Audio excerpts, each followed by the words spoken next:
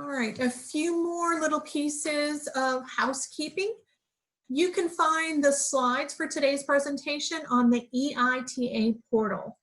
The web address is up on your screen right now. There's also sort of a menu path to help you get there. So if you go to the EITA portal and click on Professionals, then Low Incidence, and you'll come down to the Hearing and Deafness page.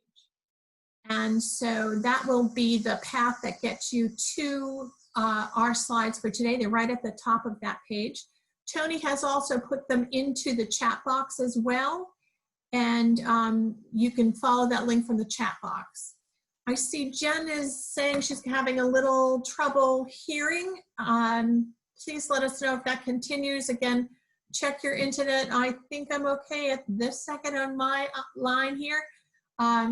But we'll keep an eye on that and make sure you're hearing okay. All right, so let's get into the survey information itself and tell you a little bit about the survey, and then we'll jump into the results.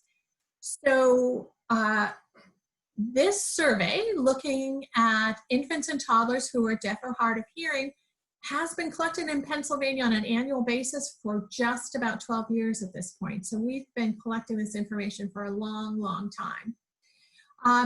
And this year we did a few things new that we'll talk about, but essentially for the last couple years, we have been using two pieces of data to collect this information, or two methods to collect the data.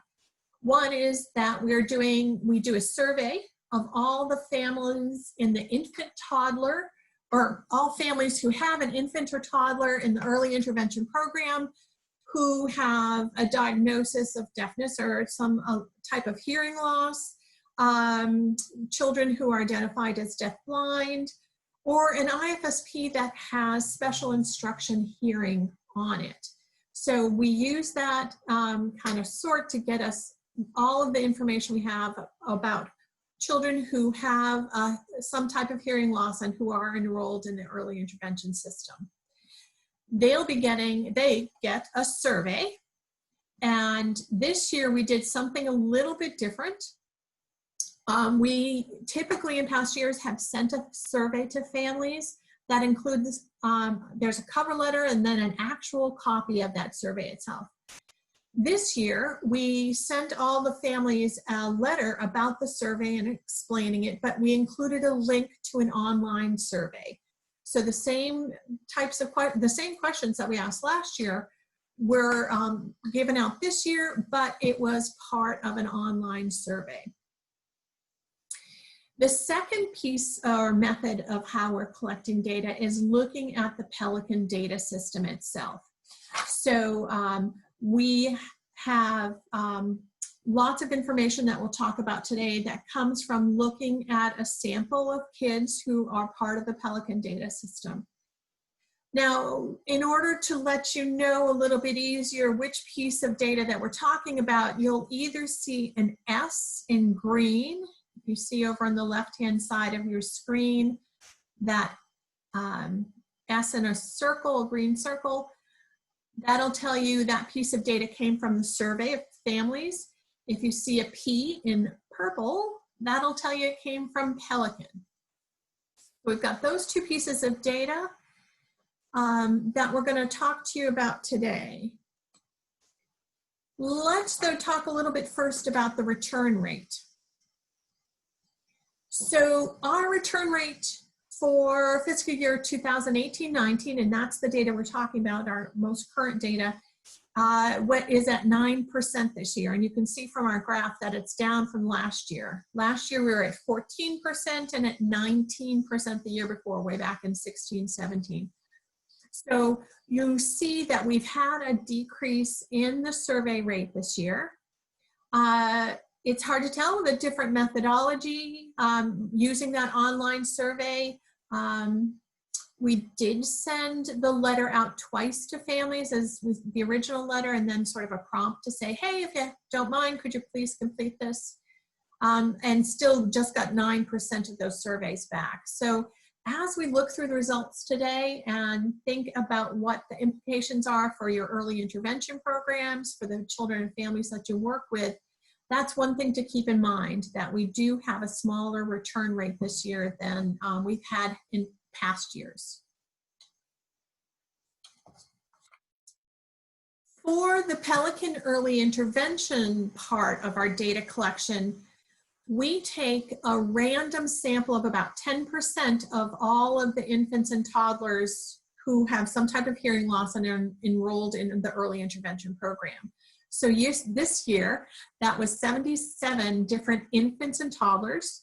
And we took a look at things like the reason for the referral to early intervention, the results of their newborn hearing screening from their birth hospital, if we have that, their age of referral to EI, the age where they got services through an IFSP, lots of pieces of information like that that helped us then be able to talk a little bit better about the data and be able to say, here's a piece of information we know from our Pelican data, here's a piece of information we know from the survey, and when we have those two pieces together, we can be a lot more assured about the reliability and the accuracy of that information, because we have two pieces that are telling us kind of similar or maybe different things itself. The other piece as we talk through today is we are going to talk a little bit about the survey results using the early hearing detection and intervention goals as sort of our structure for talking about the information. If you're heard of the early hearing detection and intervention program, or the EDI program, it's a national program that has these 136 goals. So if you've ever heard that 136, this is where it comes from. Those goals of this national program is that hearing screenings will occur for all babies no later than 1 month of age. And you usually see this done through the newborn hearing screenings at hospitals.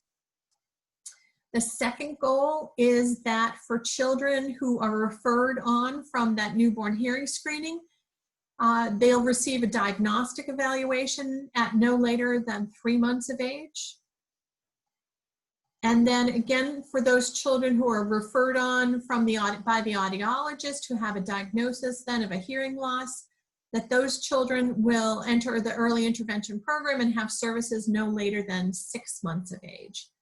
So we want to see screenings by 1 month, a full evaluation by 3, and then early intervention services and supports in by 6 months of age. So that's that 136 goal. And we're going to use that to talk a little bit about our survey results, starting with the 1 month and the information we have from our survey results about what's been happening around getting infants screened at that early age. All right, so this data, you can see from the green S up on the corner, is from our family survey. And what families told us is that they knew that their child was screened at birth for hearing, but didn't have clear information about how to get additional testing. So you can see 2 years worth of data. We've been asking this question for 2 years. 17-18 is on the left-hand side, 18-19 on the right-hand side. So what we can see from that data is that 92% of the families knew that their child was screened at birth, but only 81% said that they were satisfied that they had clear information about getting additional testing. So telling us a little bit that while families are knowledgeable about that screening being happening, they're not quite so sure yet about next steps.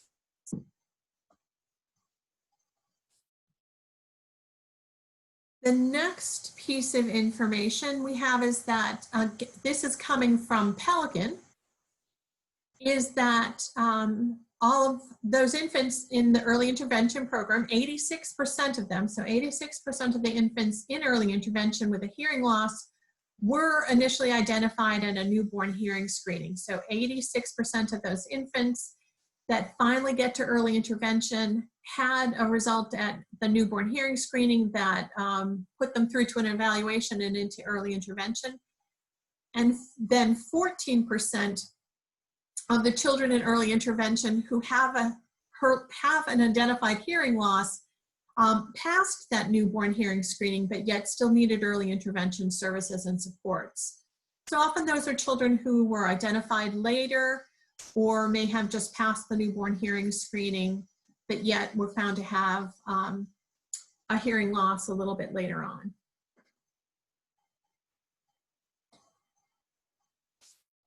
Let's take a peek at some of the information that we have about the process of getting infants that diagnostic evaluation.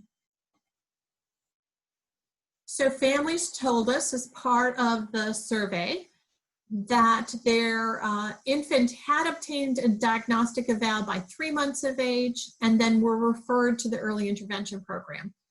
So you're seeing two sets of data here. And the data is for both. In light blue is from 2017, and from this year's data is the dark blue. So you can see that we had an increase in the number of parents who said that they were able to get a diagnostic eval for their child by 3 months of age. And we saw a nice increase again that families said that their infant was referred to the early intervention program by the 6 months of age then, or excuse me, referred at 3 months on to early intervention. So those 83% were nice to see that increase over the last year.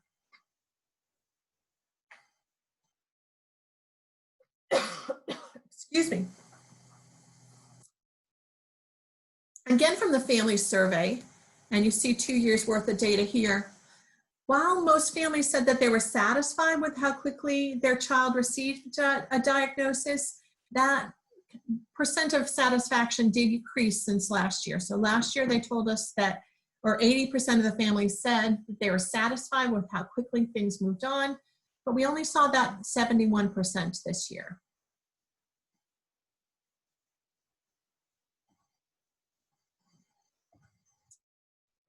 All right, let's talk then about some data we have around how well and how quickly we're getting infants and toddlers then into the early intervention program. This data from Pelican shows that most of the infants are receiving hearing services through an IFSP by 6 months of age. And let me explain the chart a little bit for you. That red line that goes up and down, that vertical line shows sort of the 6-month cutoff. We have 3 years worth of data, and this past year's data is the dark blue dots. And what you can see from this is that we have about 58%, excuse me, of the infants had an IFSP in place by 6 months of age. So you can see we're that we had those services started. We had a lot of the kids in service by 6 months of age, but you still see a lot of children who are getting to the early intervention program past that time, at 7 to 9 months or all the way up to 36 months. Now, some of those infants, again, may not have been identified with a hearing loss at birth, but we're still seeing that there are a lot of kids we want to get to a little bit earlier than 6 months of age.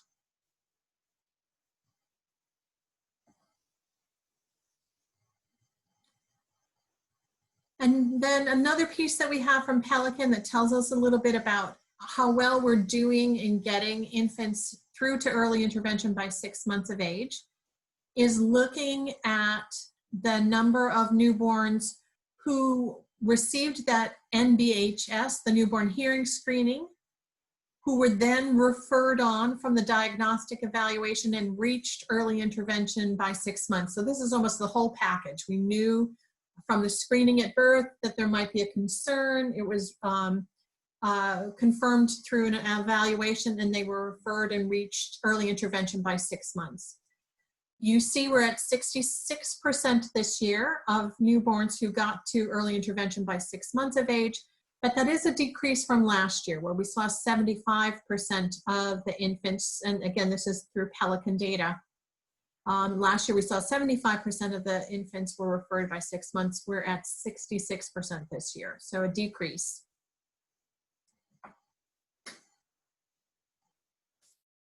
So I'm going to take a pause. I'm going to take a sip of water, and we're going to have a second to talk a little bit about some lessons learned. So I just threw a whole bunch of graphs and charts and data at you. So I want us to pause for a little bit, think about lessons that learned, and I want us to think about potentially some strategies that we might use to make sure that we are getting kids according to those 1, 3, 6 goals. And by 6 months of age, are getting them into the early intervention programs and hearing services. This is a great time to find your chat box. I'd love to hear strategies that you're using now to connect early on to newborn hearing screening programs or doing some outreach to audiologists, but give me a second to take a sip of water, and we'll keep an eye on the chat box, see if there are or other questions about some of the charts that we just showed that you want me to talk a little bit more about.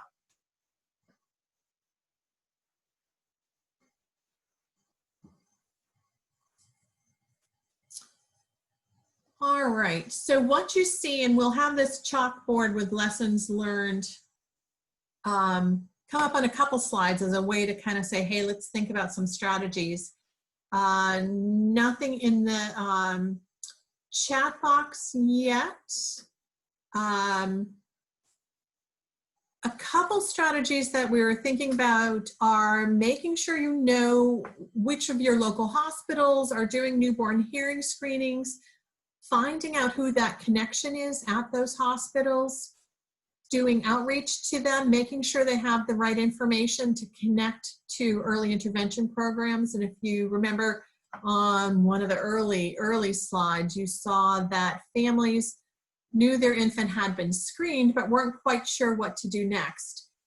So a strategy might be to make sure you're doing some outreach to your local hospital, your birthing hospital, and making sure that they have the right information about your local early intervention program. Same kind of strategies, outreach strategies might be helpful to local audiologists, especially if you have pediatric audiologists in the area, making sure they know your connection information for the local early intervention program. They have brochures, materials that they can disseminate to families who they're identifying at very young ages as having hearing loss. So just a couple strategies. Again, if you want to put some into the chat box, we'll take a look at those as well and share those with other people.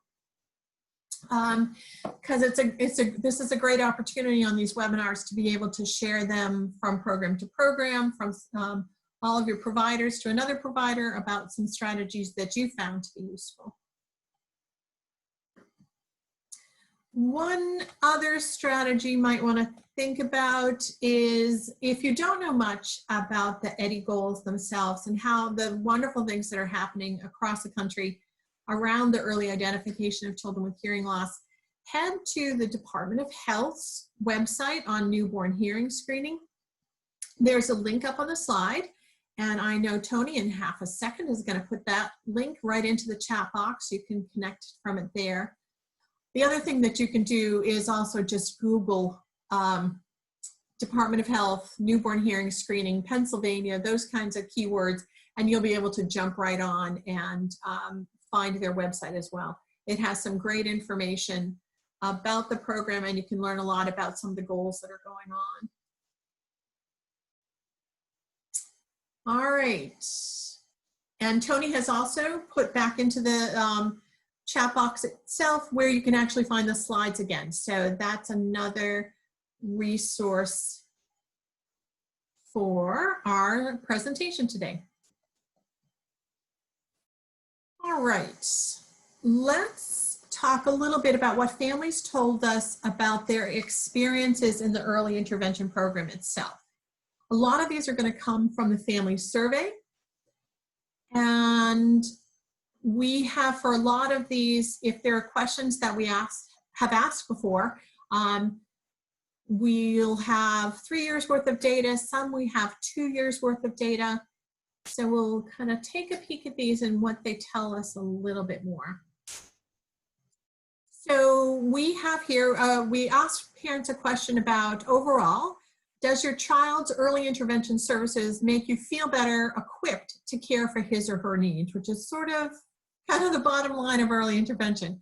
We want to make sure families feel like they have some ideas and strategies to help their child grow and develop. This year, you see on the right-hand side, 85% of the families who completed this survey said that they thought that they were better equipped from those supports that early intervention provided.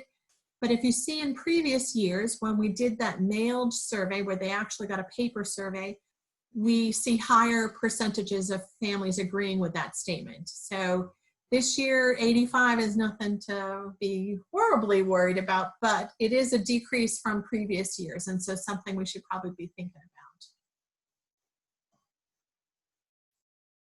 Another thing families told us was that we asked them about their agreement with, are you satisfied with the progress that your child has made in the early intervention program? We see this year, pardon me, that 87% of families thought that they were satisfied with the progress that their child had made, and that 91% of those families last year said that they thought their child had, they were satisfied with that progress. So we see a kind of small decrease this year of 4%.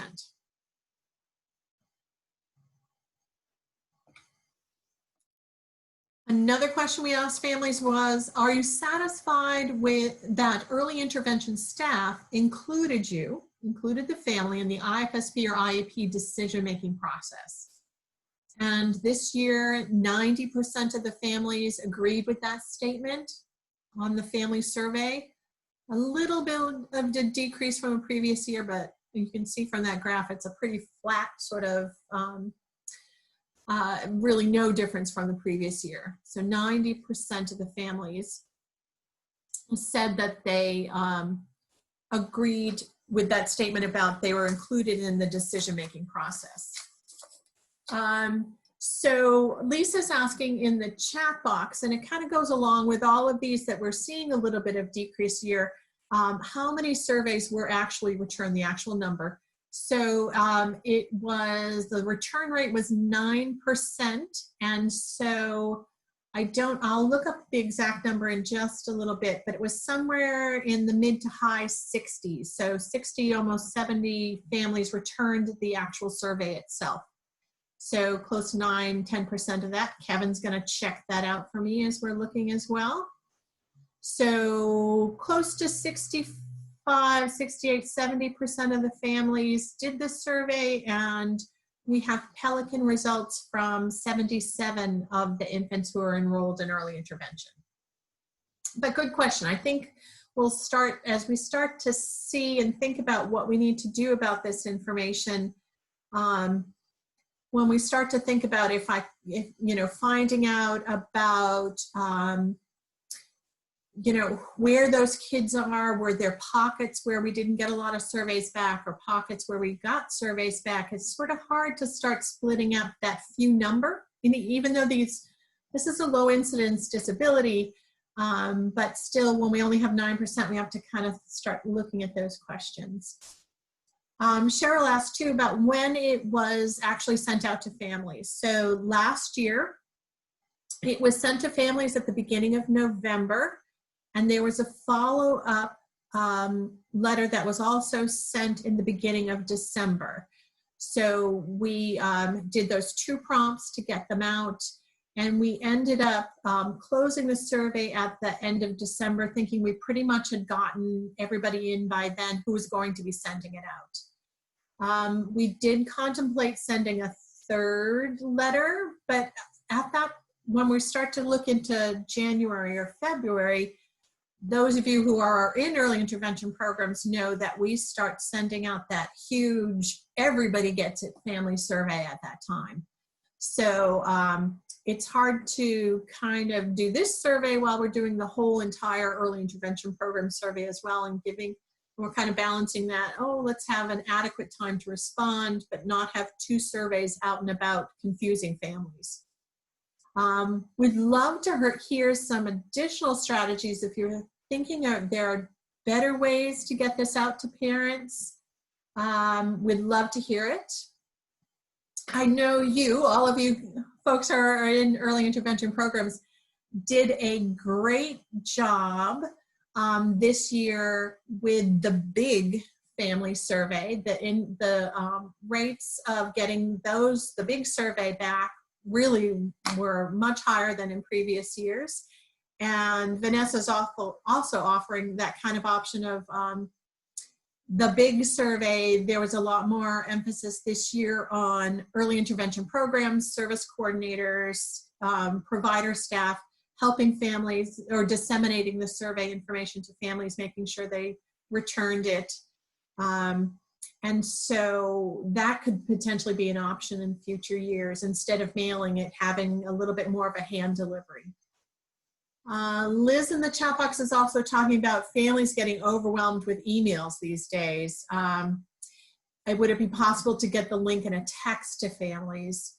Yeah, that's another great strategy too. It's a little bit harder with a statewide survey because the Pelican system doesn't always have up-to-date and complete email or even phone numbers to do texting directly to families. We are sort of try to move to the online and having a link to the online survey. This year, we decided to do it through that letter just so we knew we could get addresses out to people, and then there would be a link in there. So there's a lot of things I think we can think about for next year in a way to get more results back. And then as we kind of continue on through the surveys and continue looking at our results right now, as we sort of move on through our results today for the webinar, think about that 9%. You'll see sometimes it's the same as last year. Sometimes we have Pelican and survey data that matches up, but other times we're seeing that drop off in satisfaction, that it may be telling us that we have to take a look at what families are telling us and figure out some strategies to kind of continue on. So yeah, thank you for those comments in the chat box. Good ideas. We'll think about those as we move forward from there. Let me jump forward to another slide. So this is, we asked families if they agreed with the statement, "I'm satisfied that the early intervention program communicated with me to ensure that my child experienced a smooth transition from one program to another." Now, we did calculate this based on the number of responses that we got. So not all families have been involved in a transition yet from the infant, toddler to preschool program or in and out of the early intervention program. So we only included in this response rate the families who actually made a rating. And so we're assuming had a transition process. But what they told us is that only 66% of the time were they satisfied that they had enough communication to make a smooth transition. And you can see here as well that this is a decrease from what parents were telling us last year.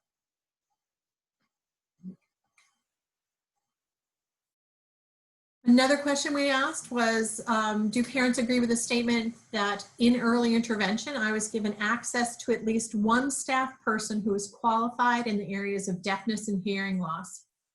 And you can see here, we've been consistently very high on this information, or that families feeling like their IFSP team included qualified staff. While we are a little decreased from last year, 5%, we're still at 95% of the parents who'd agree that their IFSP team had qualified personnel. And just to jump back a little bit, Kevin, thank you. Weighed in the chat box that we actually had 70 surveys returned. So another question was, I'm satisfied with my early intervention service coordinator's level of knowledge regarding hearing loss in infants and young children. We see a decrease this year from the 2 previous years. We're at 78% of the families this year agreed with that statement, that they were satisfied that their EI service coordinator and their level of knowledge. It's a decrease from last year. We were 89%, but back in 16-17, we were at 95%. So this may be one that we start thinking about both at a statewide and at a local level about the kinds of things we can make sure we do to ensure that early intervention service coordinators have the information that they need about hearing loss to start those conversations about things like communication modalities with families of infants. Again, this is a great one. If you've got some strategies that you'd like to share with us, dropping those into the chat box can be good ideas.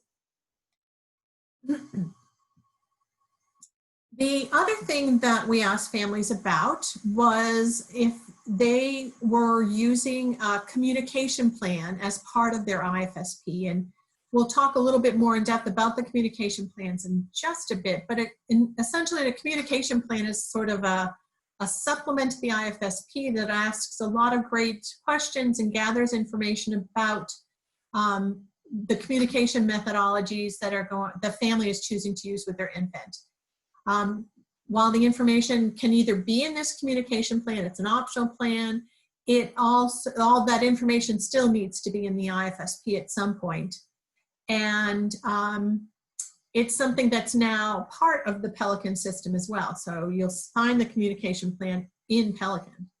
So approximately half, 49% of the families reported that they used a communication plan when we asked them through the survey. This is a little bit of a decrease from the previous year when we're at 58%. But when these are one of those questions that we can double back to Pelican. And so when we took a look at Pelican, Pelican reported 59% of the families had a communication plan within the Pelican system itself. So we have a good sense that we're talking about half the families are using that communication plan.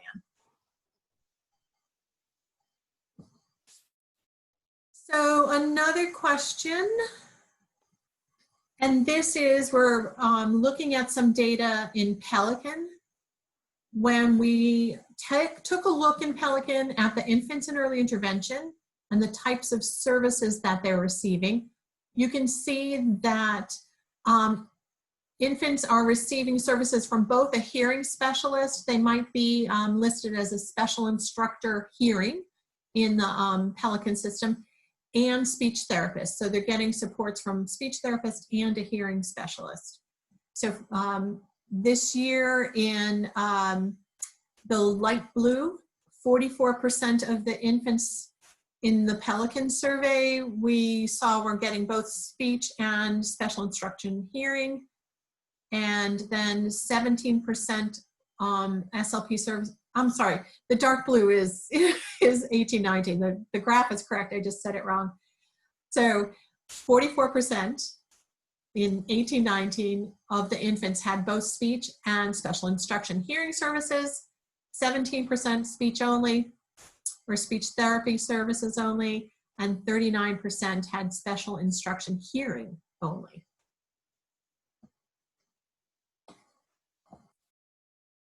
All right, let's take a peek at the next slide and talk a little bit about some lessons learned. So one of the things I think is kind of clear from that slide about service coordination and making sure that they have all the knowledge that they need to be able to support families of infants who have a hearing loss is looking at ways that they can get additional information and resources. So I want to talk through a little bit of some of the resources that are available. And if, again, use the chat box. If you've got something that's worked well with your service coordinators, we'd love to hear those kinds of strategies. I know in some infant, toddler, early intervention programs, they've done things like looked at service coordinators and identifying someone to get referrals of children who have a hearing loss. And then that one service coordinator can really focus in and make sure that he or she is knowledgeable about all the things they need to do when they're working with a family who has a child with a hearing loss. That's one strategy. I'd love to hear if that's been one that your program's been doing and works well for you. But let me also go and show you a few resources that have been helpful. I am going to go to the EITA portal, which, if you've never been there before, is at EITA-PA.org.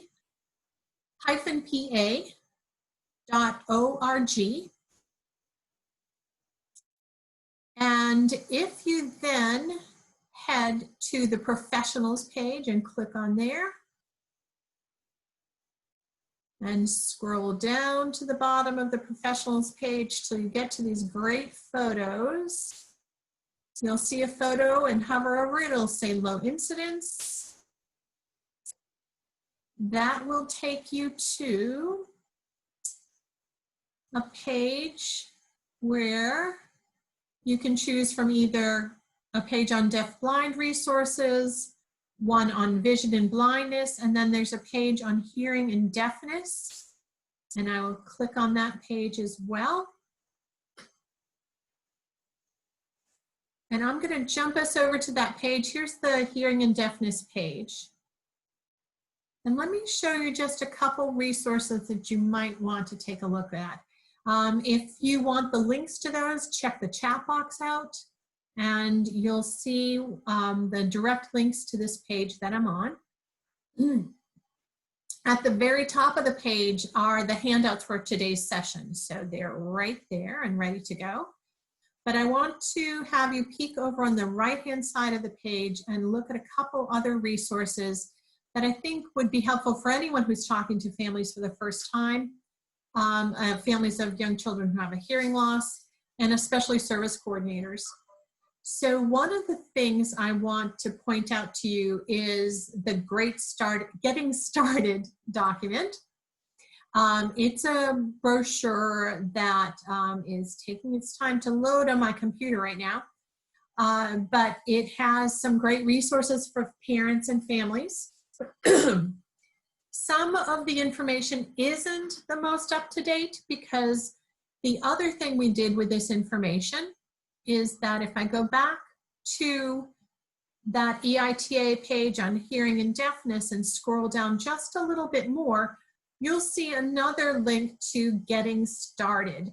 So this is actually an online job aid that includes all of the information from that actual paper brochure, the online version that I just was on a second ago.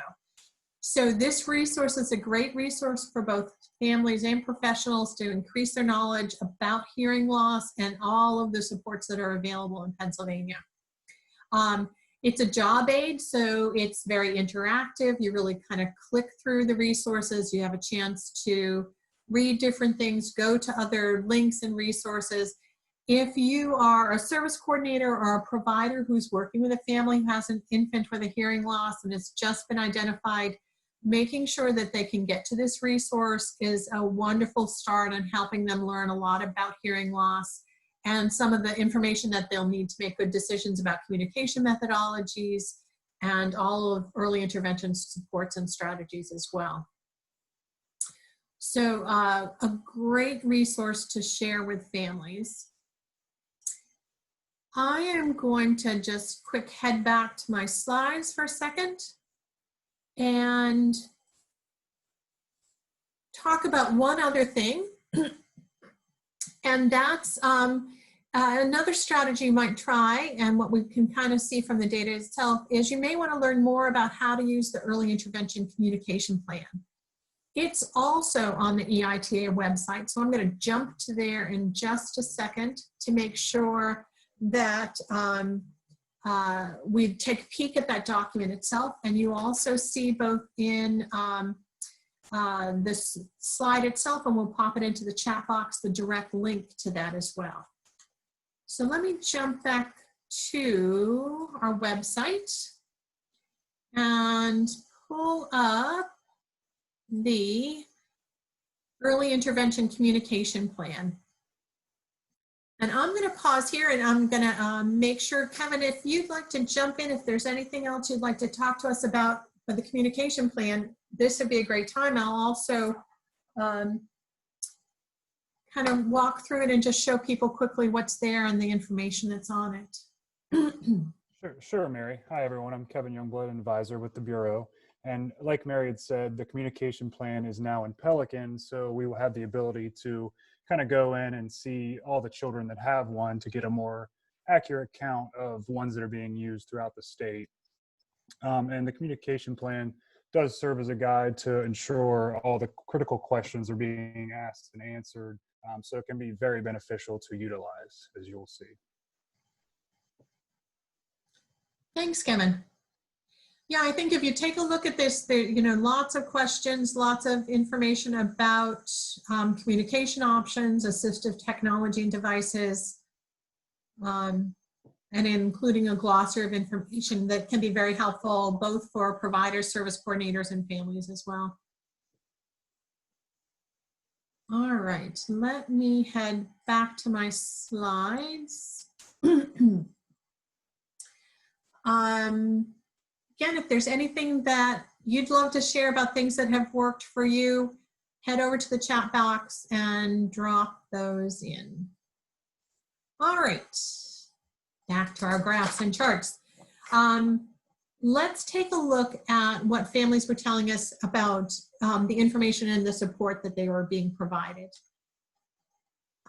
So we asked families this year about in early intervention, did you receive a family support information about Hands and Voices Guide by Your Side? Now, our Guide by Your Side program, well, we still have that, that term up here on the slide, has been renamed to our Family Connections for Listening and Learning, and I'll show you a resource for that in just a second. This year we saw a jump from last year where 82% of the parents agreed with that statement that they had received information about Hands and Voices Guide by Your Side. But this year we only had 66% of the families who identified that or agreed with that they had heard about Guide by Your Side. However, when we asked families we asked those families who said they had been connected with the Guide by Your Side program if they were satisfied with the support that they were provided, and 98%, so an increase from last year, 98% of the parents said they did, or they were satisfied with the support that they got from that guide. We also asked families, do you agree that in your community you had access to professionals or other adults in a variety of roles who are themselves deaf or hard of hearing? And we saw a little bit of a decrease this year to 48%. This has been one that over the last 3 years has hovered right around, the mid 50 to our 48% of families being able to access other adults who are themselves deaf or hard of hearing.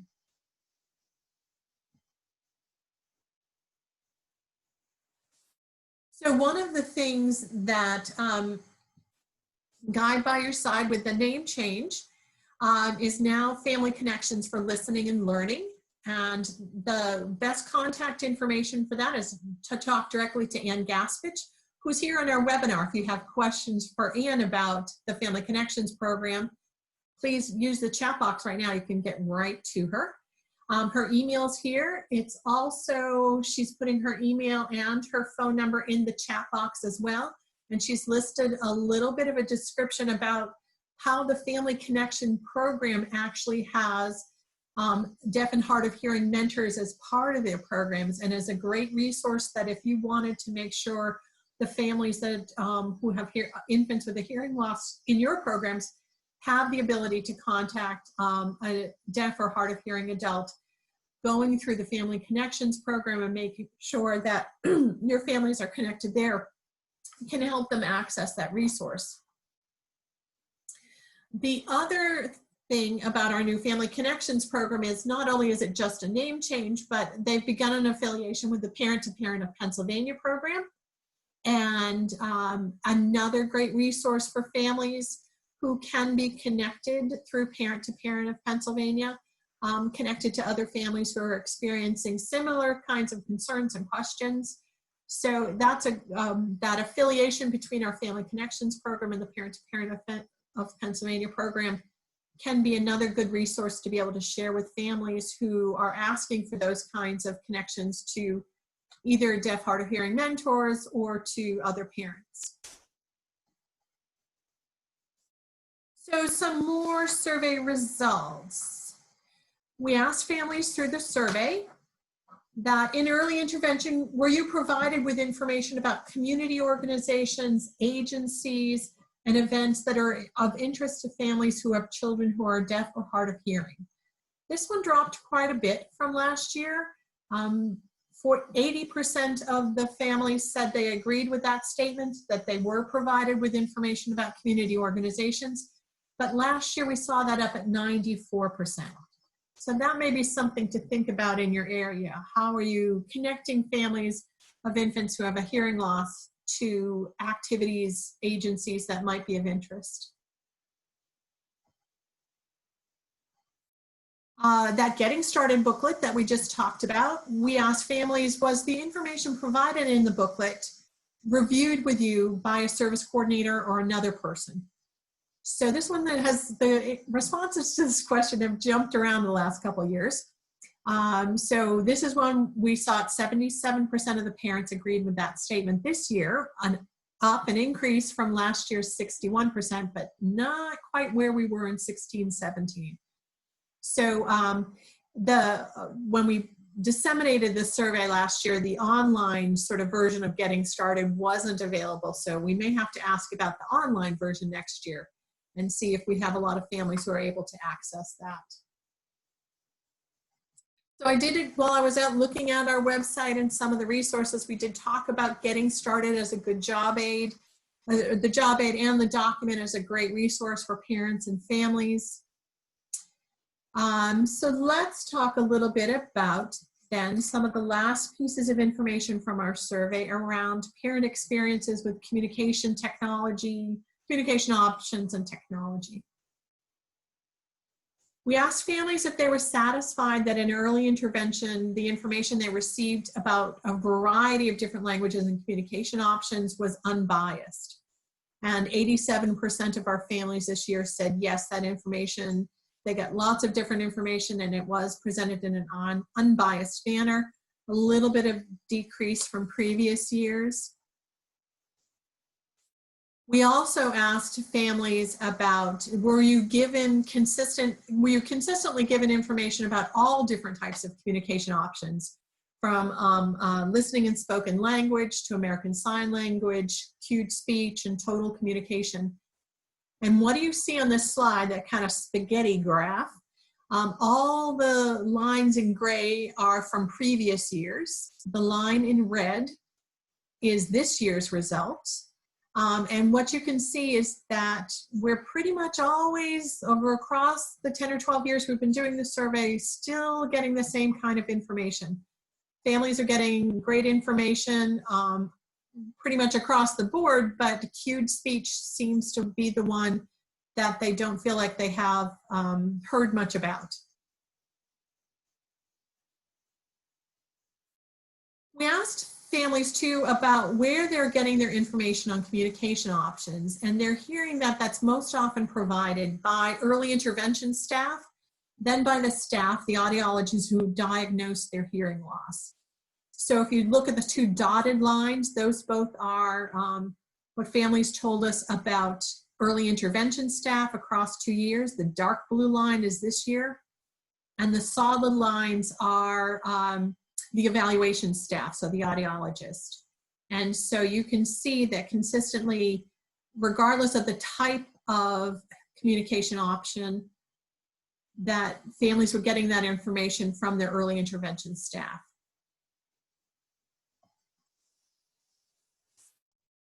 We looked to Pelican then to tell us a little bit about what options then our families choosing. And you can see that across most of the years, we're looking at families choosing listening and spoken language or total communication as their communication option. This year you can see in the dark blue that total communication beat out listening and spoken language just a little bit, and that we've been consistent pretty much over time that we don't have information in Pelican that families are choosing cued speech.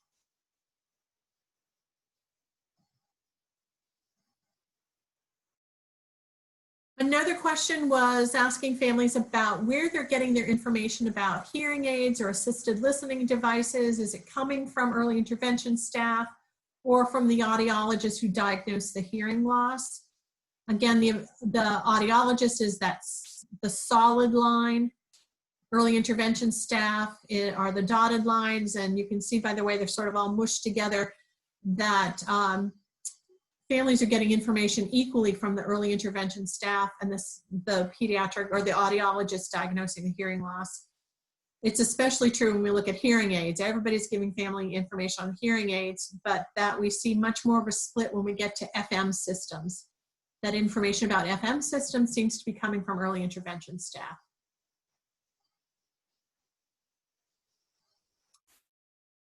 And a piece from Pelican, when we think about technology, that Pelican is showing us, and it's been, again, pretty consistent across the different the years that we've been looking at the Pelican data, is that most infants in early intervention are using hearing aids. We do see some with cochlear implants and hearing aids and an FM system together. But we're also seeing that there's a lot of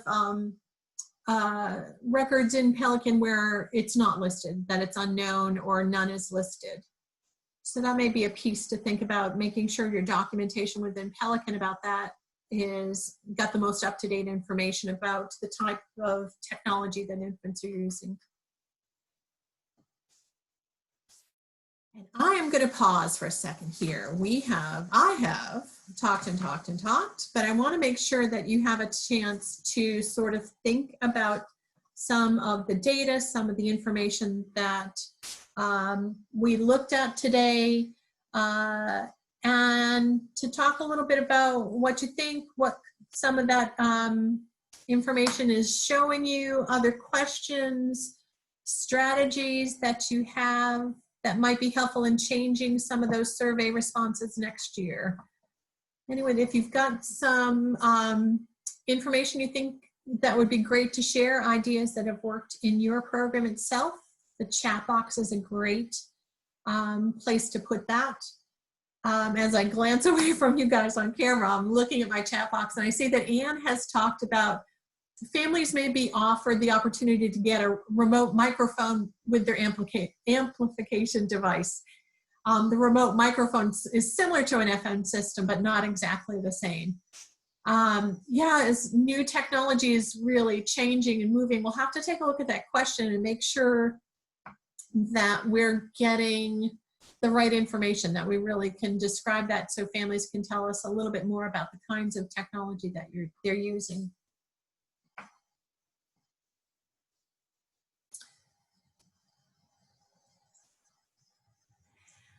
Yeah, I want you guys to continue to put questions in the chat box, and we have about 2 minutes left.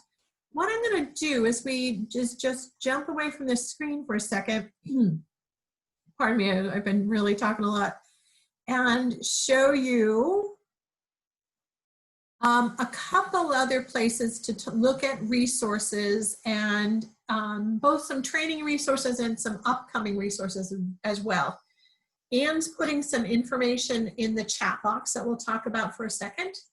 And I am back on your screen. I'm on the EITA page on hearing and deafness. Anne is talking a little bit about coming in November. We're in the beginning stages of scheduling a training for November for about teleintervention strategies for families who have chosen to use listening and spoken language. So we're just finalizing dates and times and things like that, but it should be a great topic both for professionals and for families who are now using teleintervention and who are focusing in on listening and spoken language. So that will be one that will be scheduled in November.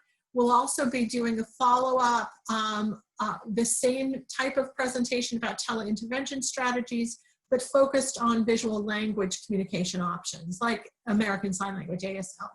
So stay tuned for those two pieces of information, two trainings that are coming up. The other thing, if you're looking for more information as well, there are some strategies here on our homepage about that same topic. So there's like an online course here about telepractice, or another word for teleintervention, to be able to implement LSL principles. Another one on a little more geared for families and looking at telepractice as well. Over on the right-hand side, you see some other links to online courses and a number of just different free materials here about hearing loss. So some other great resources that you can kind of use to move on and kind of continue learning about deafness and hearing loss. So at this point, we have hit that magic hour of 4 o'clock. You guys have been incredibly patient in listening to me for an hour. And I think it's time to call it a day in our webinar.